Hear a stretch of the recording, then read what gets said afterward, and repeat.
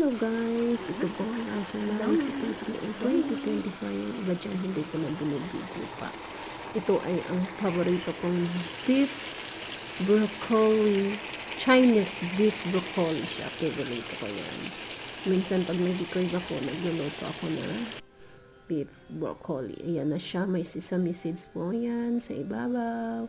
At hinalo ko na lang din. At saka yan, ang sarap-sarap talaga. Lalo na pag ano siya, yung lambot-lambot niya, na sarap. Pero hindi ko masyadong pinalambot. Ayan naman ang aking niluto ng birthday ko po. Ang aking Italian pasta with herbs because I love herbs. Iba't ibang klaseng herbs yan. May basil, may parsley, basta dami kong herbs na nilagay din kasi favorite ko. Ayan naman din, noong birthday ko din yan, yung chicken na ginigrail. Sarap. Tsaka yung tinolang manok. Yan din niluto ko nung ano, pero hindi yan birthday ko. Nung niluto ko yung tinolang manok kasi nag-crave din ako noon. Time na yon. Kaya nagano po ako ng tinolang manok na ang subak lang ay wala kasi iba't ibang klaseng gulay dito sa bansa na napuntahan ko. Kaya yan lang siya.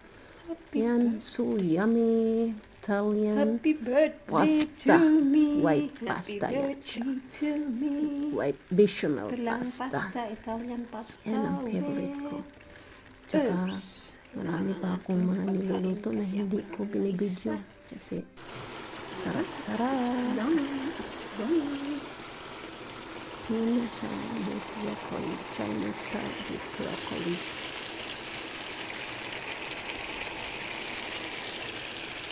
Ang sarap.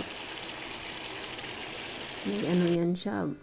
May broccoli, may sesame, may ano, yung capsicum. Yan, sarap. Bakit bumalik ang video ko? Ha? Ayan ang aking my own version na aking pizza kasi nagkikrib din ako that time. Nilagyan ko yung cheese, pepperoni, then tomatoes, at saka yung gulay na ano, itong gulay na to, yung parang cabbage siya kasi wala akong ibang gulay nun sa